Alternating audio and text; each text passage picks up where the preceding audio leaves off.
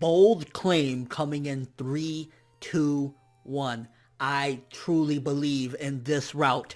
Touka is going to die, and if that happens, oh my gosh, it's gonna send chills down my spine. Don't forget the promotional picture of Kaneki holding some lifeless person there. That could very well be someone else. I'm not gonna get into who, but if that could be Touka with the setup of her running towards the war.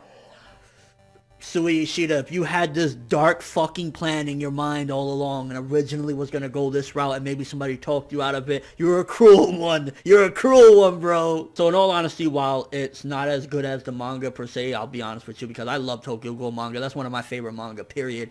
I will still say that the content in this episode held up very well, and it was an amazing build-up and an amazing beginning to the war, Anteiku versus the Dobes, the inspectors, and it was just like pump crazy. I really wish we would have got a little bit more development with the Devil Ape and Black Dog, I think her name is.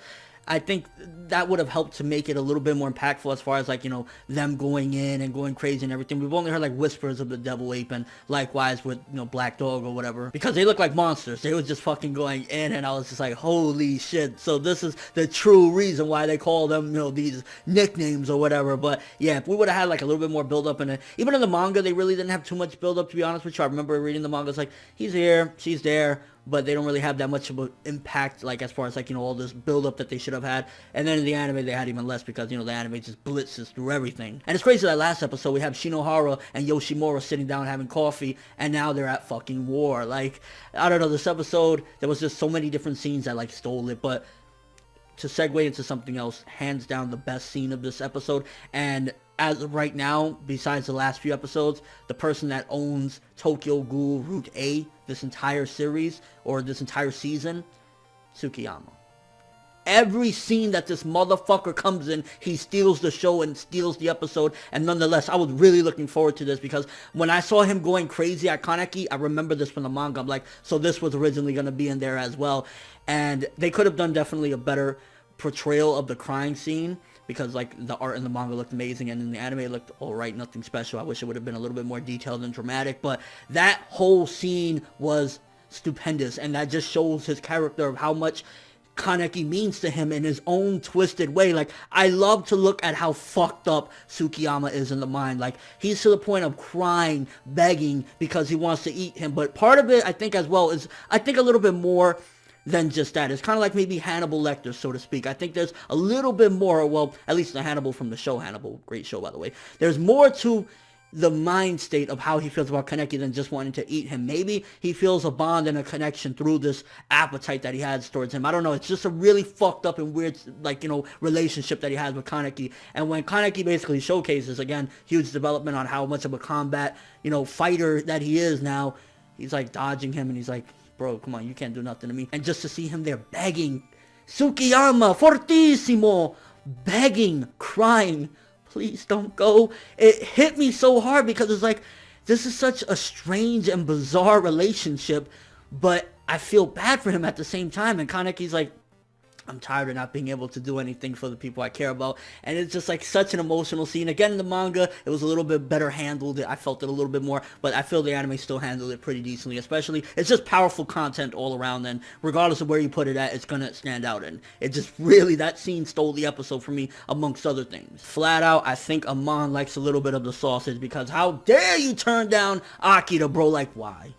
Why would you do that? I would never. I mean, I get it. It's probably because of the father, you know, he doesn't want to disrespect him, which, by the way, getting the flashback gives a little bit more builds onto her character, finding out about what happened to her mom and seeing it full on, how her father basically went into sort of, you know, he fell into the depravity after that, so to speak. So it was good, and it adds more to her character and builds up Akira a little bit more. But Amon, bro, what are you doing, my bro? What are you doing? You really, like, really, bro. Like, I need to go up in there and pimp smack the fuck out of you for that shit, bro. And once again, just great build up all around for this finale. You got Nishio and Kaneki having one final conversation, and I mean, Nishio definitely should have had more screen time, not only in the anime, but also in the manga. There's certain characters that just didn't get enough screen time, so when it gets to these moments, it could be a hell of a lot more impactful, and unfortunately it isn't, but I still felt for what they handled and the way they did it is like, Nishio is a badass and a fucking playboy and everything to the very end. He's like, that's that fine, I gotta hit it one more time before I say goodbye. It's like, Nishio, you're fucking hilarious, bro. And honestly, I think it's huge build up and setup for Touka, heading into the war, what's going to happen to her. Now, I don't know if they're going to do it like the manga, and I won't spoil what happens in the manga, but I think the route that they're going to go, maybe Suishida was going to give us a real dark ending with Touka dying, and this is how he's going to portray, and this is why this route was so important to him, important enough to even, do an entire anime season based off of this route, because maybe that's where he was going to go, and maybe we still might have gotten a sequel manga, but it was just going to be an even darker thing of what was to come. I don't know, but either way, I think that was huge setup for the finale, and if Touka fucking dies, oh my god, just thinking about that drives me nuts. Like, even though I've been like a little bit like put off by Touka, because at the end of the day her subplot hasn't been the most interesting this season or whatever, it's just mainly college and trying to get her mind off Kaneki. Every once in a while she'll have a really powerful scene, usually when it has to do with Kaneki, but aside from that, it just kind of always feels a little bit like, it doesn't focus in on the main thing that's going on, the Aogiri tree and everything else. But I don't care. She's still a fucking amazing character, and I still love that fucking character. So you kill her, I'm gonna fucking flip. But yeah, the war has begun. Anteiku versus the Doves. I don't care. Great episode. I know it doesn't hold a candle to the manga, because the manga is just on another level. I love the manga to death.